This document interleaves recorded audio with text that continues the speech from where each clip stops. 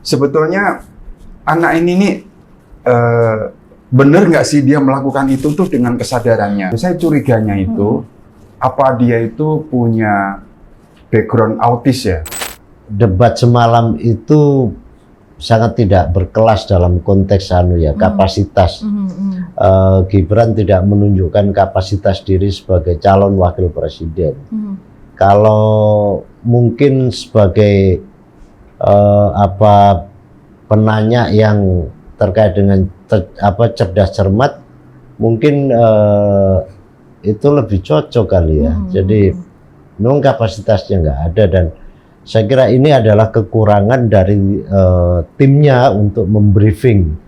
Saya nggak tahu apakah timnya ini yang nggak ngerti, apa cawapresnya yang memang sulit untuk dikasih ngerti. Saya nggak paham itu, tapi ya saya lihat isinya memang nggak ada. Ngompol.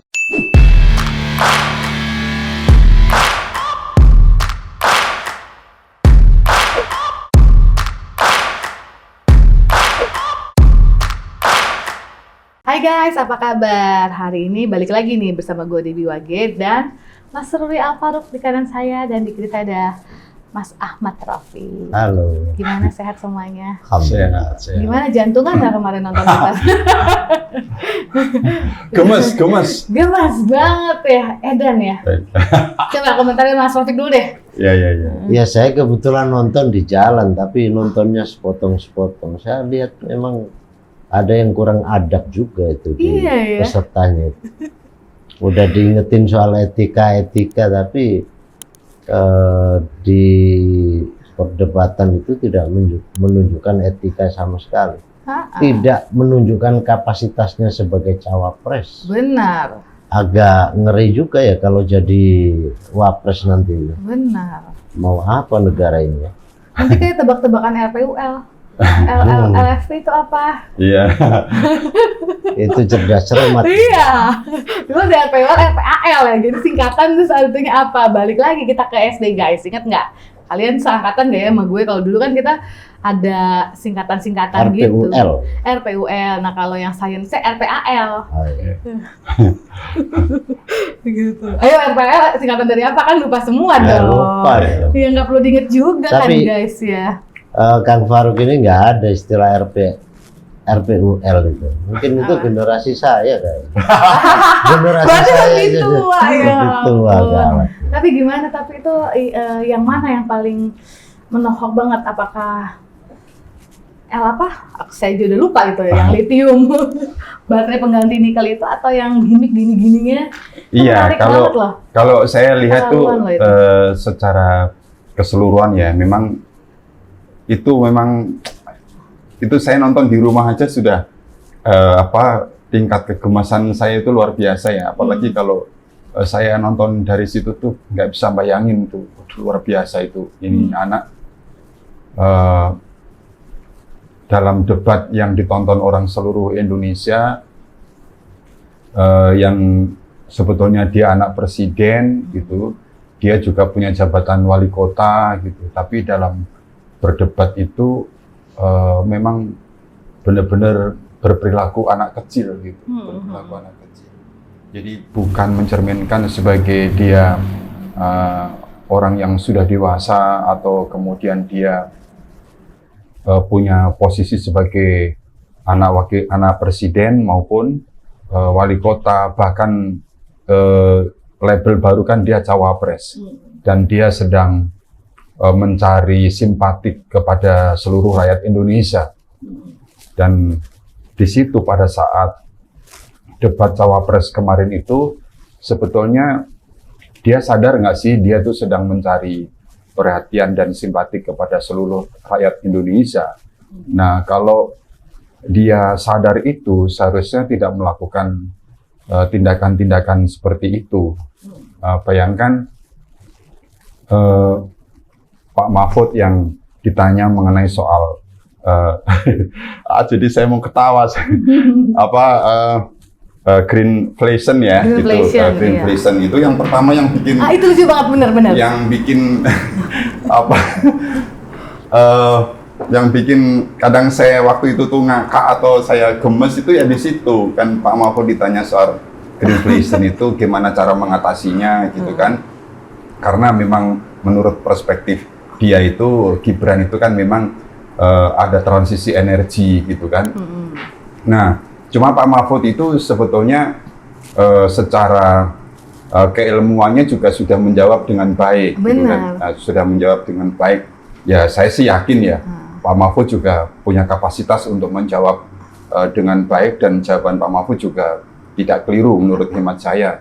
Dan tentu juga Pak Mahfud di backup oleh timnya tentu dengan data-data yang baik. Cuma ketika mendapat jawaban itu sepertinya Gibrannya itu tidak merespon dengan baik, malah celengukan. Nah itu sampai ketahuan sih. Kayak, saya cari-cari jawab gitu, kayak gimmick banget ya. Gimmick banget gitu. Nah saya tuh curiga, sebetulnya anak ini nih bener nggak sih dia melakukan itu tuh dengan kesadarannya? Nah, tapi ada lebih lucu lagi loh, abis dia gimmick itu kan dia jawab. Iya. Saya nggak ketemu jawabannya gitu dia bilang ya. Saya mau cari-cari jawaban, saya nggak ketemu jawaban. Terus saya mau coba menjawab, jawaban dia sebenarnya lebih hancur daripada jawaban Prof.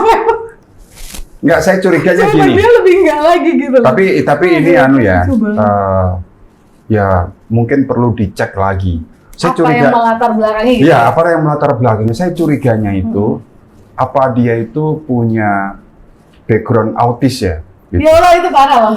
Ya, saya curiganya itu karena coba sebelum ada aturan baru oleh moderator tidak boleh keluar dari podium, dia kan lari-lari, ya kan? Dia mendekati paslon lain, lari dan mendekat banget gitu. Nah, terus apa yang dilakukan kemarin itu juga nggak jauh berbeda tuh. Dia itu sebetulnya kan dia mau keluar, kalau bayangkan kalau bisa keluar itu dari podium, itu mungkin bisa mendekati podiumnya Pak Mahfud. Jadi kalau saya membaca artikel autis itu salah satunya ciri-cirinya itu. Seperti Mas Gibran. Nah, mungkin kedip-kedip gitu ya, kedip-kedipnya sering, terus kemudian lari-lari gitu, kemudian mengulang-ulang kata-kata gitu. Nah, itu mungkin orang psikolog perlu ngecek lagi ya, itu apakah gak dia bahaya tuh, iya itu. Makanya itu gimana Mas Rofi, apakah sekedar nyolot aja gitu orangnya? Itu. Apa sampai ke autism? Tapi itu perlu dicek lagi ya, mungkin orang psikolog perlu mendalamin itu, karena itu agak aneh gitu, agak aneh. Kalau menurut saya sih ya di luar dari itu saya lihat memang ini kan ada memang orang itu punya kapasitas karena dirinya sendiri. Ada artinya mateng dari dalam lah. Ada juga mateng yang karena dikarbit, mateng yang dipaksa. Nah, 3 kandidat yang semalam itu berdebat, saya kira ada 2 yang sudah sangat teruji. Pak Mahfud sama Caimin itu sudah mengalami asam garam lah dalam konteks kepimpinan, dalam konteks kehidupan. Tapi kalau saya lihat Gibran ini kan memang pemula kan sesungguhnya. Riwayat di politik juga masih seumur jagung, tiba-tiba menjadi wali kota dan hari ini cawapres. Tentu dalam konteks kapasitas saya melihat ini lebih banyak pada briefing. Jadi bahan-bahan debat itu lebih banyak textbooknya. Jadi dia menghafal. Maka apapun yang muncul dalam perdebatan itu kan kembalinya kepada teks. Apa yang dia hafal, apa yang dia ingat, sehingga kelihatan ketika Pak Mahfud menjawab pertanyaan itu ketika begini-begini itu kan dan diteruskan itu kan dia menjawab juga soal apa, soal kejadian di Perancis, nggak nyambung banget. Jadi ini yang sangat tidak matang dalam konteks itu. Yang kedua, ini juga saya lihat dia sudah sangat terlalu pede ya, karena mungkin soal survei, soal kekuatan bapaknya, soal aparat yang memang tidak menjadi rahasia umum lagi. Kebanyakan duit kali Mas Rafiq. Duit juga banyak, semua dia punya. Maka di dalam kalkulasi politiknya itu ini nggak ada cerita kalah, bahkan mungkin 1 putaran, sehingga dia punya punya rasa yang sangat pede. Dia dalam Overconfident gitu puncak, ya puncak kepedean atau overconfident, yang itu bisa mempola perilaku dia dalam memposisikan orang lain atau memandang orang lain. Jadi dia itu memang yang selanjutnya itu juga dipola oleh timnya untuk menghabisi mentalitas lawan. Misalkan Cak Imin masih ada singkatan yang dipanjang-panjangin sedikit, lalu diuji mentalnya. Kalau nggak tahu saya jelaskan. Kepada Pak Mahfud juga begitu. Jadi memunculkan sebuah istilah-istilah yang asing, yang barangkali yang mereka menganggap bahwa Cak Imin sama Profesor Mahfud itu tidak tahu soal istilah-istilah itu. Jadi ini istilahnya juga mau menjebak agar lawan itu grogi. Tapi saya lihat memang Pak Mahfud sama Cak Imin itu juga sudah melakukan persiapan-persiapan. Artinya kalau mungkin di debat yang pertama itu masih agak segan meladeni anak kecil, lalu agak segan karena dia anak presiden, maka yang semalam itu saya lihat tidak lagi. Mereka benar-benar mempersiapkan, dan isu-isu yang disampaikan oleh Cak Imin sama Pak Mahfud kan hampir mirip dalam konteks gagasannya ya, mengkritik soal food estate, mengkritik soal lingkungan, yang kita tahu bahwa lingkungan kita ini sangat rusak sekali. Hutan kita gundul di mana-mana, pertambangan ugal-ugalan baik itu nikel maupun batu bara, dan itu yang menjadi isu kemanusiaan, tidak hanya menjadi isu lingkungan, karena itu kan terkait dengan masa depan anak bangsa kita. Nah, Mas Seruri ini terlepas dari itu autism apa enggak ya? Karena kan mungkin kalau dia autism, siapa tahu tuh membanggakan buat ibu-ibu yang punya anak autism bisa jadi wapres gitu ya, mungkin harus dikaji dulu.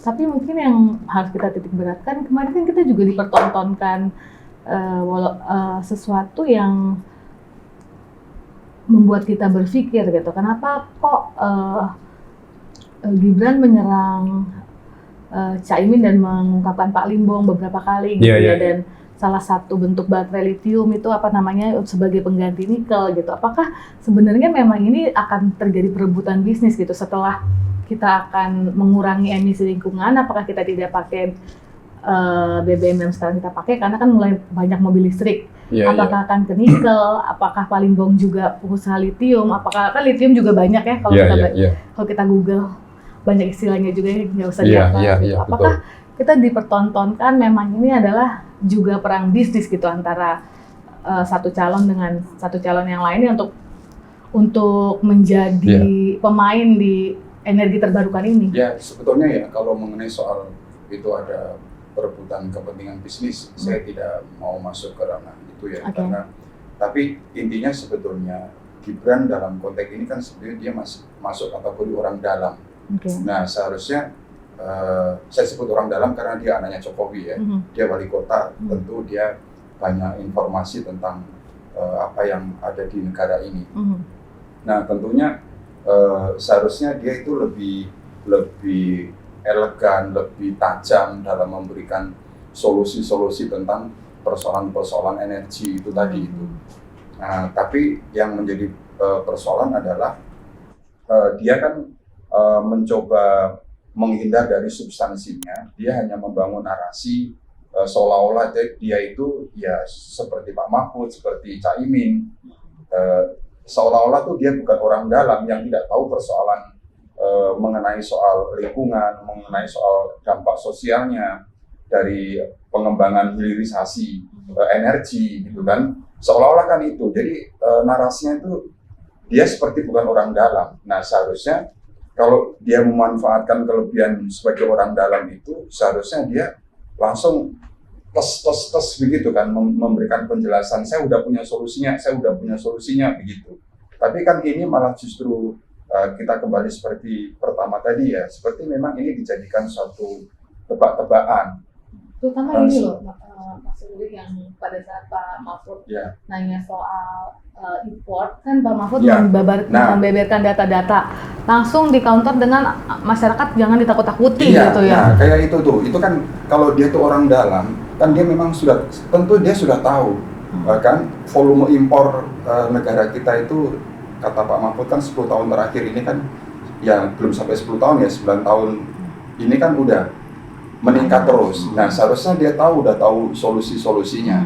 Nah kalau dia tidak bisa memberikan jawaban atau seperti yang dikonsenkan oleh Pak Mahfud, artinya memang dia ya orang dalam yang berusaha untuk menutupi masalah persoalan impor. Padahal kan ini kan menyangkut mengenai pangan, menyangkut mengenai pangan, petani kita, petani gurem kita naik gitu kan, lahan tanah untuk pertanian juga menyusut.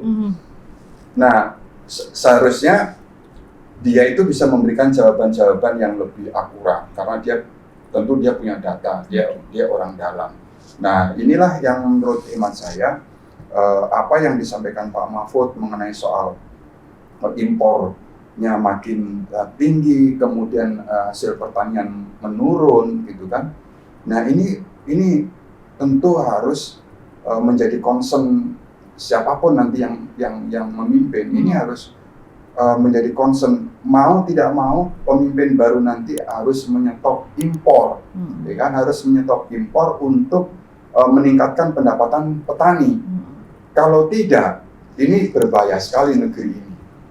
Jadi saya kira Pak Mahfud maju sebagai pasangan Pak Ganjar ini sangat bagus ya, karena dia berani main tabrak. Nah ini menurut hemat saya ini bagus sekali lah kalau misalnya nanti Tuhan mengizinkan pasangan Pak Ganjar sama Pak Mahfud yang lolos. Jadi kira-kira kita tuh optimis gitu. Ada juga nih Mas Taufik, komentarnya Pak Anies setelah debat, kan dia bilang ya kalau kira-kira kalau tidak ada isi maka banyak atraksinya gitu. Apakah ini yang menggambarkan Gibran gitu dengan tidak menjawab kenapa bapaknya waktu itu kan janji tidak mau impor tapi ternyata impornya masih banyak, dan hal-hal ajaib lah yang dilakukan Gibran, terutama dengan gimmick yang ini tuh yang paling keterlaluan sih menurut aku ya. Apakah ini setuju dengan pernyataan Pak Anies kalau memang? Ya memang ini kan debat calon presiden ya, bukan cerdas cermat. Kalau cerdas cermat itu kan bukan lomba gimmick ya? Bukan lomba gimmick juga. Jadi sebagai calon wakil presiden tentu dia harus memahami secara makro, tidak harus secara mikro ya. Kalau mikro kan memang nanti ada para menteri, ada para staf ahli, tapi makronya mestinya dia ketahui soal itu. Nah, tetapi saya melihat memang ini soal kapasitas. Lagi-lagi ini kapasitas kita, kapasitas Gibran belum sampai, atau setidak-tidaknya belum sama seperti yang dimiliki oleh Pak Mahfud maupun Cak Imin ya. Jadi apa yang ada di dalam isi kepalanya itu adalah apa yang tertulis, apa yang dia hafalkan. Jadi ini sesungguhnya lebih pada textbook, bukan membawa satu imajinasi bagaimana membangun bangsa ini ke depan. Nah, posisi Gibran ini kan sesungguhnya posisi incumbent, merepresentasikan bapaknya kan. Mestinya dia juga bisa mengantisipasi apa yang akan menjadi bagian dari pertanyaan, apalagi food estate yang puluhan triliun tetapi mengalami kegagalan. Tetapi pemerintah sampai hari ini membantai. Itu bukan kegagalan, tetapi itu sesuatu yang tertunda segala macam dengan alasan macam-macam. Ada di daerah mana katanya, Sulawesi? Di Gunung Mas katanya jagung segala macam. Itu yang dicontohkan. Itu yang dicontohkan sudah berhasil. Padahal satu di antara berapa banyak yang gagal, kan harus ada rasionya. Di Gunung Mas ya, itu 600 hektar yang hutan itu udah gundul. Jadi kerugian alam terkait dengan food estate ini sangat luar biasa. Tidak sebanding dengan apa yang diinginkan. Nah, food estate ini mengorbankan itu yang disebut dengan Cak Imin itu. ada petani-petani yang mempunyai lahan produktif itu tidak tergarap dengan baik karena mereka juga tidak purna panennya itu nggak jelas mereka ini menghasilkan berapa keuntungan ketika dia dari proses menanam sampai memanen. Kalau pemerintah nggak ikut turun gunung, saya kira ini akan jadi malapetaka besar di kemudian hari. Nah, inilah yang menurut saya agak apa ya? Ya, saya kira rakyat juga mesti cermat ya memilih kepemimpinan ke depan. Jangan sampai kita ini mengedepankan pada aspek jogetnya saja, tapi ini memilih pemimpin nasional itu ya harus punya integritas, harus punya kapasitas yang cukup sehingga ke depan 5 tahun ke depan tuh rakyat tidak dirugikan kan. Ini ada tantangan bagaimana Indonesia emas di 2045 itu benar-benar siap. Nah, kalau model kepemimpinannya kayak begini kita mau berharap apa? Nanti tiap hari dipimpin joget yang saya juga mau belajar itu. Tapi sekarang udah gak jogetnya. gemoy dong dengan Pak Prabowo kemarin kelihatan marah, Mas Gibran yang lebih kelihatan nyolot daripada gemoy. Gemoy juga gemoynya hilang ya. Gemoynya mulai hilang. Hilang. Jadi selamat tinggal gemoy. Lebih ke guyon ya? Iya, selamat tinggal gemoy. Tapi gini ya, saya kok dari sisi konten memang apa yang disampaikan Pak Mahfud, Caimin itu sebuah perspektif yang bagus ya untuk melihat 5 tahun ke depan. Artinya mereka berdua itu cawapres-cawapres yang memang mempersiapkan planning yang baik untuk pembangunan pangan atau energi di 5 tahun ke depan gitu. Tapi ini mungkin yang menarik itu kita kembali ke masalah Gibrannya itu kenapa yang melatar belakang itu sampai seperti itu. Ibaratnya itu ini anak sama sekali tidak punya budi pekerti yang baik, kira-kira kan begitu. Tadi yang disebut Mas Rafiq tadi kok saya sepakat ya, saya mencoba untuk menguatkan. Jangan-jangan memang dia ini karena anaknya presiden, ya kan? Dia semuanya punya. Jangan-jangan karena dia itu merasa di backup banyak orang-orang kuat atau institusi-institusi kuat. Jangan-jangan mereka tadi udah overconfident dengan itu sehingga dia dengan enaknya mendikte orang atau mempermainkan orang, memperlakukan orang dengan cara yang tidak wajar. Ini kan seperti ketika pertama deklarasi capres-cawapres di KPU, itu ada narasi atau kalimat yang saya sendiri kaget. Tiba-tiba ketika Gibran mendapat kesempatan tampil ke depan, dia bilang, Pak Prabowo, ya, jangan takut, jangan takut, saya sudah di sini. Bayangin harusnya dia ngomong siapa? Iya, gitu makanya itu. Kok nggak dia ngomong gitu ya? Itu kaget. Siapa gitu. lo? Nah, kayaknya Jokowi gitu. Kayaknya itu ini terkait ya. Menurut iman saya ini terkait dengan apa yang dilakukan dia sekarang ini. Dan di luar itu, memang kalau kita berdebat sama anak-anak gimana sih? Kan kita suka, misalnya saya berdebat sama anak saya sendiri.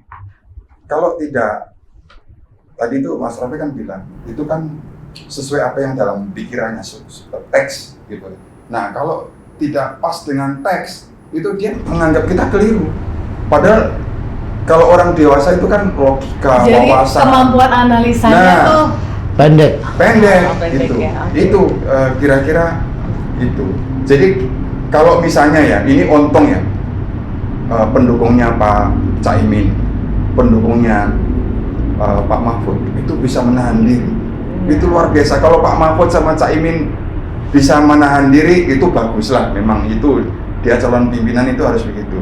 Masalahnya pendukungnya ini hebat juga loh, bisa menahan diri. Kalau enggak misalnya, itu bisa kayak kejadian, ya mudah-mudahan tidak terjadi. Tapi jangan sampai menahan diri karena memang kalah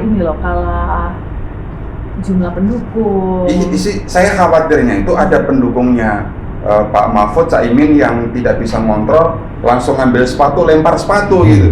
Itu yang saya khawatirkan di situ. Karena bisa terjadi, karena itu udah keterlaluan menurut iman saya, itu udah keterlaluan. Tapi ya jauh dari keadaban sih. Luar biasa. Padahal maksudnya budaya Timur itu salah satunya mengajarkan bukan hanya soal logika di dalam konteks kehidupan, Ada lucu lagi tentang tapi adab. adab, Aku jadi etik. inget. Iya.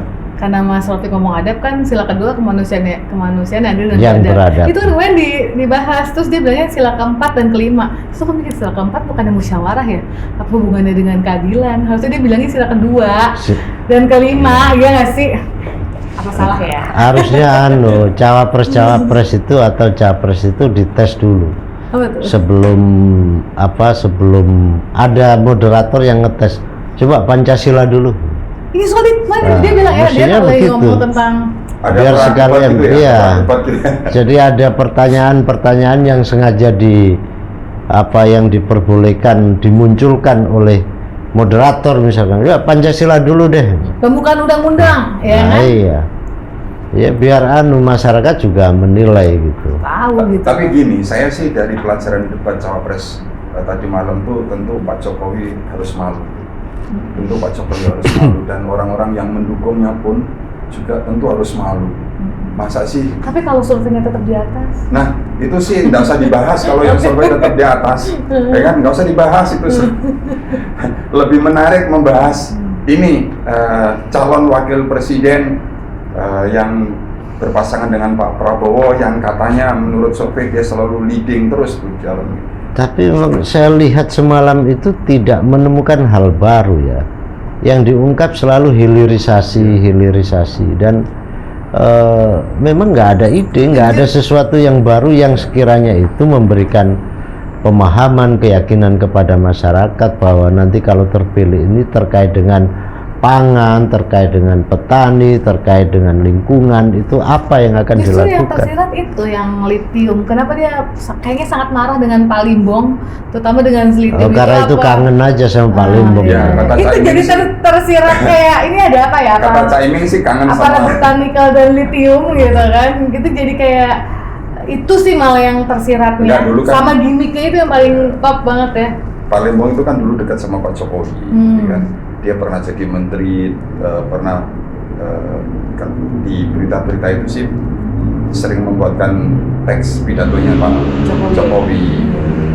Ya tentu Lembong itu memang punya hubungan yang dekat sama keluarga Pak Jokowi tentunya ya.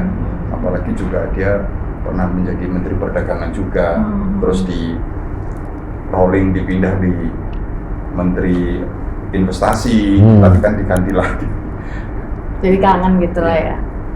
Mungkin ada closing statement dari Mas Rofi. Iya, kalau saya sih melihat memang debat semalam itu sangat tidak berkelas dalam konteks kapasitas. Gibran tidak menunjukkan kapasitas diri sebagai calon wakil presiden. Kalau mungkin sebagai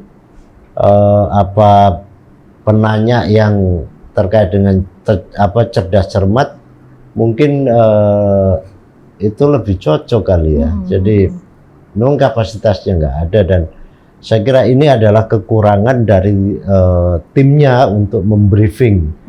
Saya nggak tahu apakah timnya ini yang nggak ngerti, apa cawapresnya yang memang sulit untuk dikasih ngerti.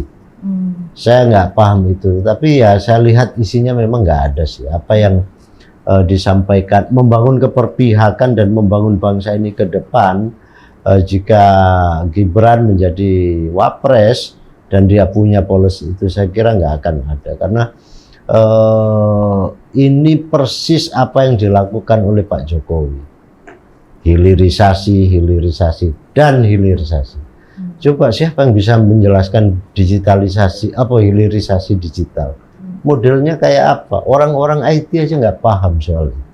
Dan dia tidak pernah menjelaskan bagaimana model hilirisasi IT. Yang penting hilirisasi dulu aja. Yang penting temanya hilirisasi dikembang-kembangkan gitu. Tapi ya memang kosong. Nah, saya juga melihat bagaimana Pak Mahfud, bagaimana Caimin, ya memang pemenangnya ya dua inilah, Pak Mahfud sama Pak Tapi kalau Caimin. pilih satu, nomor satunya? Pasti Pak, pasti Mas, Pak Mahfud, Pasti Pak karena Mahfud.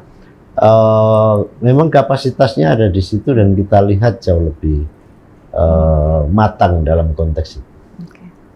Mas Nurdin mungkin Ya, dari kalau sisi- saya begini, ini pelajaran dari debat cawapres tadi malam itu pelajaran buat orang tua, ya kan?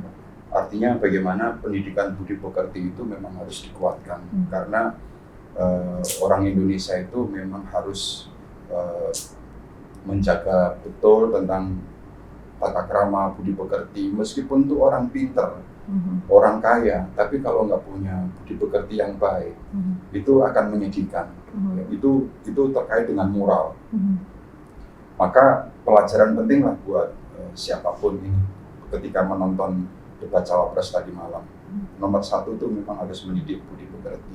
Lalu yang kedua, ini juga pelajaran buat rakyat Indonesia yang menonton debat cawapres tadi malam. Artinya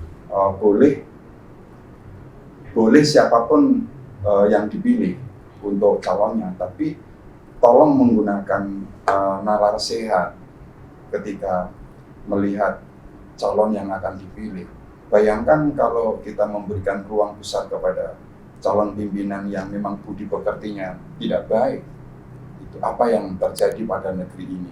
Ini negara besar yang negara-negara lain juga respect sama Indonesia, pemimpin-pemimpin negara juga sangat respect sama Indonesia, karena itulah kemudian negara-negara lain sangat berkepentingan untuk membangun hubungan dalam berbagai aspek ya dengan Indonesia. Nah sekarang kalau calon pemimpinnya seperti Gibran seperti itu dan rakyat Indonesia masih tidak bisa memilah mana calon pemimpin yang baik dan mana yang tidak baik, ya tidak tahu gitu.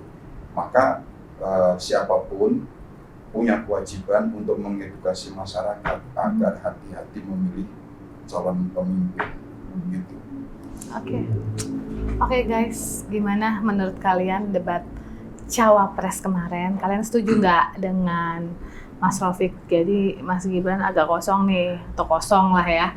Jadi jangan hilirisasi dulu, mungkin dijelasin Mas Gibran. Misalnya proyek ini, misalnya hulunya apa nih yang udah, nah yang mau ke hilirnya tuh tengah-tengahnya apa, nah hilirisasi yang paling mentoknya apa gitu. Jangan hilirisasi ya apa hilirisasinya gitu loh.